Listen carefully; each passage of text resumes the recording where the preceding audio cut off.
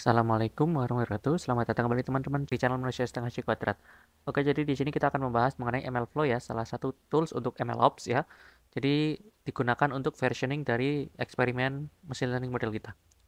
Kalau teman-teman ingat GitHub, nah itu sama seperti ini. Tapi kalau GitHub itu kan untuk versioning kode kita, mau itu DevOps atau mungkin untuk mobile apps atau website gitu kan ya, atau apapun lah. Pokoknya tentang coding ya, codingan kita akan di tracking sama mereka. Nah, sedangkan historical experiment itu kan nggak di tracking sama si GitHub kan. Nah, itu di trackingnya bisa pakai tools lain. Nah, salah satunya adalah si MLflow. Nah, contohnya di sini kayak misalkan ini ada beberapa kali run ya eksperimennya. Misalkan kayak di Random Forest kan ada namanya M3 variabel ininya kan ya kayak fiturnya ya. Kemudian juga ada depth ya, depth dari si tree-nya itu sendiri. Nah, itu mau berapa? Kalau misalkan 3 nanti akurasinya berapa? Kalau misalkan depth-nya sama dengan 10 nanti akurasinya berapa? Nah, itu di tracking di sini. Nah, kemudian dibandingkan juga kan, misalkan dengan model yang pertama, eksperimen pertama itu RMS-nya ini. Atau kalau klasifikasi, ya berarti nanti misalkan akurasi atau recall, nanti yang akurasi recall-nya paling besar mana, atau RMS-nya yang paling kecil yang mana. Itu bisa di tracking di sini. Oke, jadi kita langsung ke code aja ya. Nah, teman-teman harus install dulu MLflow. Ini saya kasih key. Ini artinya quiet ya, biar nggak akan kalau ada downloadan ke bawah panjang gitu. Jadi biarkan dikit kecil aja kayak gini. Ini udah selesai. Ini hanya ada notice untuk upgrade dari pip ya, package manajernya Python. Nggak perlu dihiraukan karena ini nggak ada hubungannya sama si MLflow. Kemudian kita sambil ngeran model, kita langsung jelaskan di sini ya, karena ngerannya cukup lama. Jadi di sini kita import MLflow nanti akan digunakan di bawahnya ya, sel yang di bawah ini. Nah, kemudian di MLflow juga kita akan invert signature. Jadi ini digunakan untuk apa namanya ngeprediksi data train kita. Nah, di sini ada pandas ya untuk ngeload dataset ya. Digunakan atau enggak ya? Digunakan sih, tapi untuk yang ini kayaknya data tes ya. Jadi nanti kita kan ngeprediksi, kemudian kan dapat hasil prediksinya ya. Nah, jadi akan kita sajikan uh, di dalam bentuk pandas data frame biar bagus. Enggak, kalau biasanya kan prediksi itu disajikan dalam bentuk list ya. List of list of number misalkan kelasnya 1, 2, 1, 0, 1, 0 gitu kan. Jadi kan bentuknya list ya, yang ke kanan cuma satu baris. Nah, biar kita bisa komparasi di kanan dan kirinya kayak actual prediction dan uh, actual Y dan juga prediction dari Y-nya. Jadi kan kita mendingan dibentuk dalam data frame yang bersebelahan ya. Jadi lebih gampang tahu mana yang row yang salah prediksinya dan mana row yang benar prediksinya. Kemudian di sini kita butuh dataset yang diambil dari scikit-learn. Jadi kalian nggak perlu cari-cari dataset publik ya. Kita sudah ada disediakan dari scikit-learn. Namanya Iris dataset. Harusnya kalian udah sering dengar ya. Nah, kemudian ada model selection. Ini kita panggil train test split yang kita gunakan untuk testing. Untuk data testnya 20% dan trainingnya adalah 80%. Kemudian di sini ada logistic regression sebagai modelnya. Metriknya adalah akurasi, precision, recall, dan F1. Tapi sebenarnya yang akan kita gunakan di video ini hanya si akurasi. Atau boleh kita tambahkan kali ya, precision ya. Di mana ya? Hmm, coba kita cari dulu akurasi seperti mana dia. Oke, oke. Jadi kita tambahkan di sini precision score. Kemudian recall dan F1 ya. Nah, kemudian kita kasih inputan yang sama, harusnya sama. Kemudian precision, recall, dan F1 score. Dan karena ini udah di run notebooknya kita nggak mau nge-training ulang ya, berarti kita taruh di bawah aja ya. Di sini aja. Oh, ada yang salah.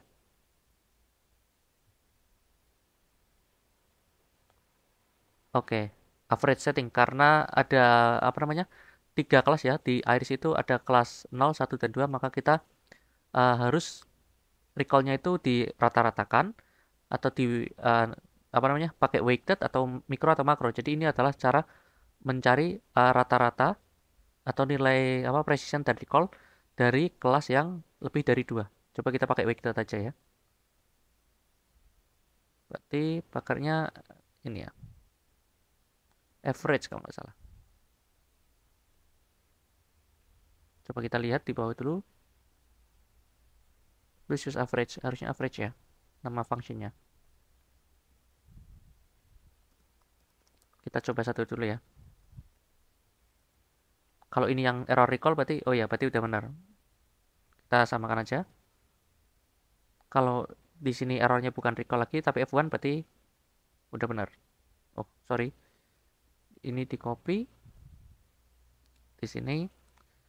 Ya, sekarang F1 sama, berarti dia butuh juga. Oke, sudah selesai. Ini kita hapus saja yang atas, biar nggak redundant. Jadi gini, tadi kalau nggak salah dijelaskan sampai ini ya, data trend test split ya. Ya, ini datasetnya dari Iris ya, bentuknya dalam XY, metrik ya. X adalah variabel bebas, Y-nya adalah variabel terikat. Ini dari trend test split. Kemudian di sini ada parameternya. Solvernya ini kayak untuk apa ya?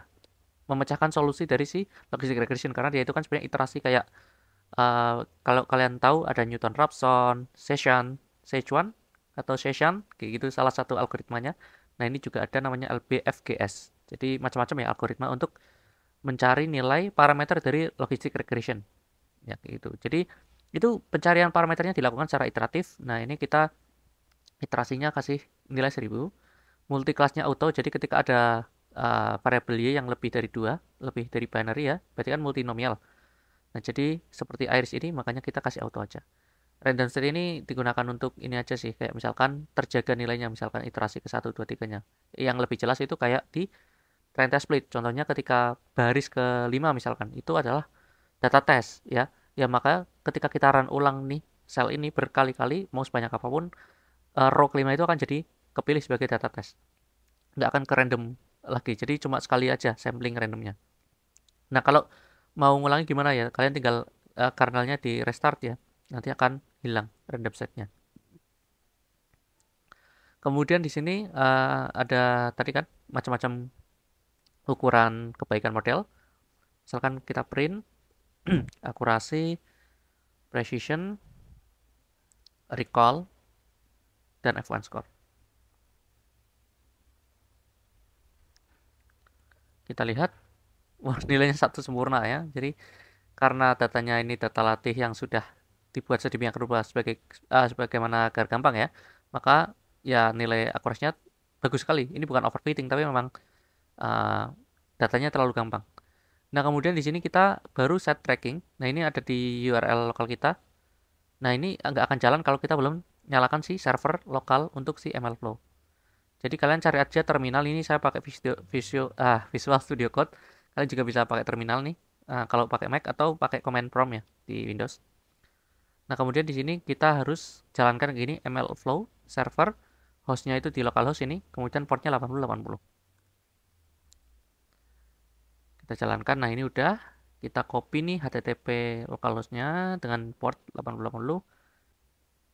Ya, ini jalannya. Yang ini kan dokumentasi, kita close saja. Nah, jadi di sini kita, oh ini yang saya latih sebelumnya. Jadi sebelum saya bikin tutorial sudah saya coba dulu. Dan mungkin kita jalankan yang ini dulu. Jadi intinya adalah kita harus ngejalankan servernya dulu, baru nanti bisa ngejalankan MLflow set tracking ini. Kalau enggak nanti error. Kemudian set eksperimen ini MLflow quick start ya. Ya kayak gini ya nanti hasilnya outputnya. Kalau misalkan ini gua hapus juga bisa sih. Kita hapus aja ya. Nah, jadi kita hapus, nanti akan muncul lagi karena MLflow quick start-nya kita define di sini. Kemudian MLflow start run, ini kita logging parameternya, logging metriknya, akurasi, mungkin kita tambahkan. Bisa nggak ya kita tambahkan sebelahnya? Atau bawahnya aja? Coba cek dulu ya. Precision. Oke, kemudian di sini set tag training info basic LR modelnya for iris data ini hanya untuk ngetek aja. Misalkan kalian butuh tracking yang lain, contohnya tagnya adalah ini untuk fitur apa. Contohnya kalian kerja di suatu perusahaan startup di mobile phone ya. Kemudian kalian ada fitur sending pop up to customer, kemudian reminder untuk ada diskon gitu kan ya, misalkan 11.11 atau tanggal 12.12 dan seterusnya. Jadi ini adalah fitur apa nih kayak gitu. Ya tergantung kalian tagnya mau ngapain di sini. Ini inverse signature kita coba kayak prediksi atau bandingkan ya. antara X-Train dan juga prediksi dari X-Train. Kemudian di sini MLflow Scikit-learn log model. Jadi model kita adalah logistic regression LR. Ya ini samakan ya dengan nama model yang kalian di sini. Misalkan nama kalian adalah model ya berarti yang di bawah tadi ya ini yang fitting juga diganti model ya. Kayak gitu. Dan yang di bawah juga diganti model ini. Tergantung nama model kalian yang training, yang di training apa. Artifak path-nya ini adalah nanti artifak itu kayak semacam ini ya. Nanti kan dari MLflow akan dibikinkan suatu file, misalkan kayak pickle, kemudian YAML file. Nah, itu di mana letak artifaknya. Misalkan namanya iris model, signature-nya tadi yang di sini infer signature, input example-nya Xtrain ya ini ya. Register modelnya model name, namanya training quick start misalkan. Oke, kita run.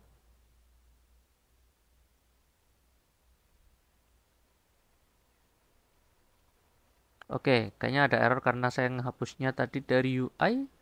Kemudian saya tambahkan lagi. Coba kita tambahkan satu lah ya, dua lah ya, second ya. Ini lagi jalan. Udah selesai nih, pasti. Kita lihat ya. Di sini refresh. Ini saya nggak tahu kayaknya si MLflow Quick Start 1 atau MLflow Quick Start 2-nya itu dia hanging di cache ya. Nanti saya harus hapus dulu cache-nya.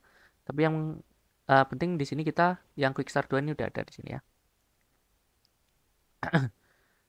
Nah, ini runtime-nya dia acak aja. Kemudian ternyata dia kan namanya training quick start ya. Nah, jadi karena tadi saya sudah melakukan training quick start yang pada MLflow ini quick start 1 atau biasa aja yang MLflow quick start. Jadi ini menjadi version 2, tapi karena kalian baru ngeran pertama kali akan menjadi version 1 nih. Jadi tracking quick start V1. Kemudian di sini kita coba klik ya.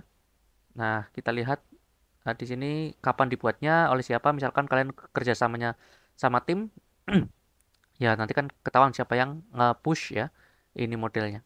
Kemudian eksperimen ID, statusnya udah selesai, finish, run ID, kemudian duration, ini ada info tag ya tadi. Nah, modelnya juga detect sebagai scikit-learn. Nah, selain scikit-learn kan juga banyak ya, ada XGBoost, ada Keras, TensorFlow, macam-macam ya.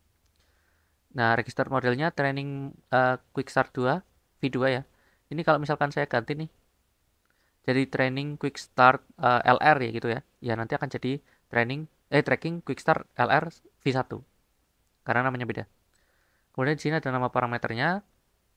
Ini ada apa namanya? Metriknya, akurasi, precision. Kita nggak tambahkan yang lain ya. Nanti nulisnya kelamaan recall dan F1 score. Kemudian di sini model metrik. Ini ada precision dan akurasi ya. Kemudian sistem metriknya kosong. Artifaknya, nah ini ada kayak ML model. Di sini ada tertulis artifak path-nya, virtual environment yang dibikinkan oleh si ini ya, MLflow. Modulnya pakai scikit-learn, kemudian predictnya itu pakai predict, kemudian ada pickle modelnya model.pkl ya. Jadi ini bisa digunakan untuk deployment, kalian bisa download atau enggak ya? Coba kita lihat. Oh ini kayaknya, ya bisa di download ya. Jadi kalau mau di embed di mobile phone atau di website atau di manapun ya, ini sudah di deploy atau di apa namanya ya, udah disiapkan ya model pickle-nya. Jadi tinggal kalian panggil pickle-nya, nggak perlu nge-training ulang terus-terusan. Jadi sudah siap pakai. Kemudian di sini requirement.txt ini adalah library yang kita butuhkan untuk ngejalankan notebook ini. Jadi kalian cuma butuh beberapa ya, kayak NumPy, scikit-learn, SciPy dan seterusnya. Oke, coba kita panggil modelnya. Jadi kan kita modelnya namanya LR. Sekarang kita bedakan namanya loaded model untuk membuktikan bahwa model kita itu sudah bisa dipanggil dari server. Nah, servernya kebetulan di localhost kita sih. Nah, kemudian kita kan panggilnya dari model info.model URI. Nah, ini itu sebenarnya adalah si uh, eksperimen ID, kemudian nama artifak path. Jadi di sini kan artifak run ID.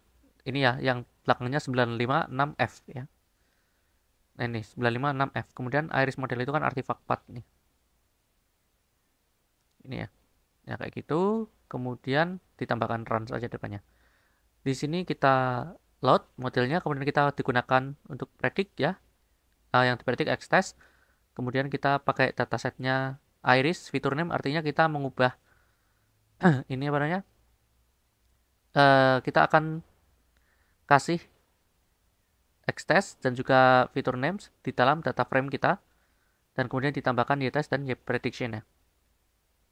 Kayak gini contohnya. Jadi ini adalah datasetnya yang asli dari si ini iris. Nah kemudian di sini tambahkan predicted class-nya. Predicted class-nya sendiri adalah prediction, di mana prediction itu sendiri adalah dari sini. Dari mana ya? Oh ini. Ya, dari X-test. Oke. Jadi coba kita lihat dulu ya. Resultnya ada 29. Dan misalkan dari iris, di mana iris? X ya. X-nya sendiri itu berapa? Oh, X-train, sorry. X-train len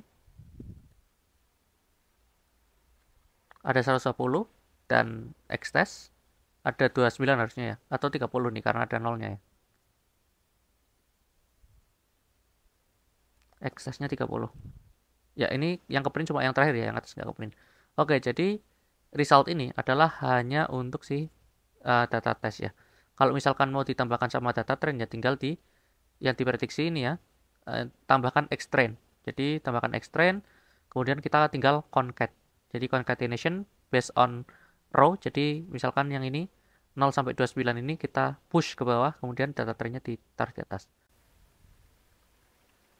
Oke, selanjutnya saya mau ini ya, membahas yang tadi kenapa nggak bisa di push lagi yang pakai MLflow Quick Start ya, yang tidak pakai dua ya. Itu karena ternyata ini ya, apa namanya, dia itu sebenarnya sudah deleted.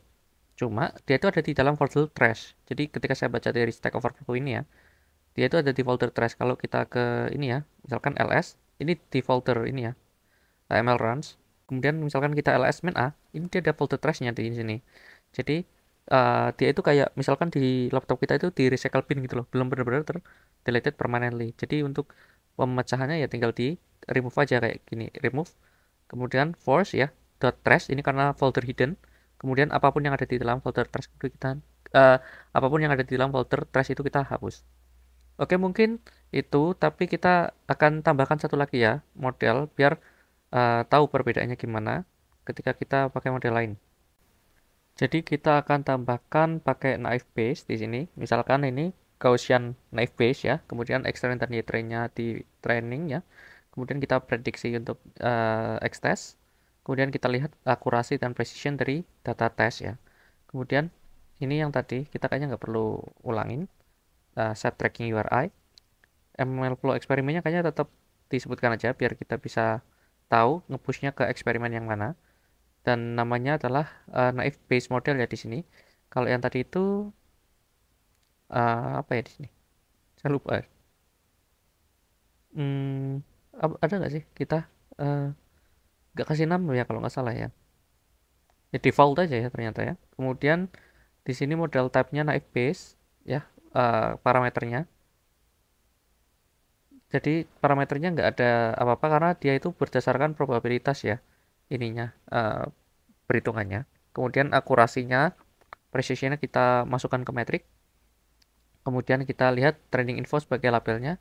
Ini naive Bayes model for iris data. Kemudian kita signature ini sebenarnya untuk dokumentasi aja sih untuk si MLflow agar tahu inputnya itu kayak gimana dan fungsi prediknya itu apa namanya. Kemudian di sini kita pakai scikit-learn kan juga ya, sama.